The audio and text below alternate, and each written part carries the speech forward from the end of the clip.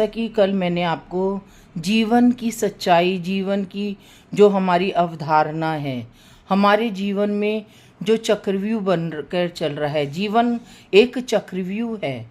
जैसे अभिमन्यु चक्रव्यूह में फंसा था, वैसे ही हमारा जीवन है और हम अपने चक्रव्यूह कलयुग जैसे चक्रव्यूह में फंसते ही जा रहे हैं और आगे हम और ज़्यादा फंसेंगे अगर हमने अपने आप को नहीं सुधारा तो। और अगर हमने कलयुग को ध्यान में रखकर कलयुग के पीछे भागेंगे तो वो जितना हम कलयुग की वैभवता, कलयुग की भौतिक वस्तुओं के पीछे भागेंगे, उतना ही हम उस चक्रव्यूह में फंसते चले जाएंगे। और जितना हम सात्विक जीवन जिएंगे, उतना ही हम इस कलयुगी जीवन से अपने आप को बचा पाएंगे। क्योंकि जो ये कलयुग है, ये एक मकड़ी का माया जाल है, एक चक्रव्यूह है। जैसे मकड़ी अपने माया जाल में फंसती है, चक्रव्यूह में अभिमन्यु फंस गया था। तो जब अभिमन्यु चक्रव्यूह में फंस गया था तो भगवान श्री कृष्ण ने अर्जुन से कहा था कि हे अर्जुन, मैंने अभिमन्यु को चक्रव्यूह में जाना तो सिखा दिया, लेकिन चक्रव्यूह से निकालना नहीं सिखा पाया। अब ये देखो चक्रव्यूह से नहीं निकल पाएगा और उसकी वहीं पर ही मृत्यु हो गई। भगवान कृष्ण को तो सब कुछ मालूम था कि अभिमन्यु की मृत्यु कैसे होगी और उसको कैसे वो मृत्यु को प्राप्त करेगा। लेकिन भगवान कृष्ण ने अर्जुन जैसे अपने साथी को नहीं बताया, अपने प्रिय सखा को नहीं बताया।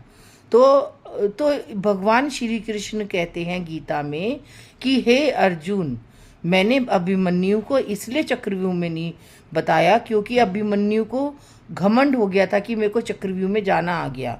लेकिन उसने मेरे से ये नहीं पूछा कि हे कृष्ण, मैं चक्रव्यूह से कैसे निकलूँगा। चक्रव्यूह में जाने का तो उसने मुझसे पूछ लिया, लेकिन चक्रव्यूह से कैसे मैं निकलूँगा वो नहीं पूछा। तो हे अर्जुन, जो जीव कलयुग में मेरे से पूछेगा कि हम चक्रव्यूह में फंस रहे हैं तो हम कैसे निकले, तो मैं उस जीव को अपने संरक्षण में संरक्षित रखकर उसे उस चक्रव्यूह से निकालूंगा। और आज भी भगवान निकालते हैं।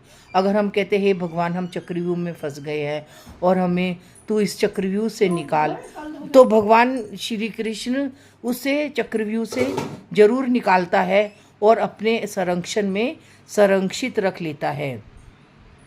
तो कहने का तात्पर्य यह है कि अगर हम चक्रव्यूह में फंस जाते हैं, भगवान श्री कृष्ण के बताए हुए रास्ते में नहीं चलते हैं, तो हम चक्रव्यूह में फंसते ही चले जाते हैं। और अगर हम भगवत गीता और भगवत श्रीमद् भागवत के अनुसार चलते हैं, भगवान श्री कृष्ण के बताए हुए रास्ते पे चलते हैं, अगर हम चिन्नक सा भी तनिक भी चल पाएँ तो भी हम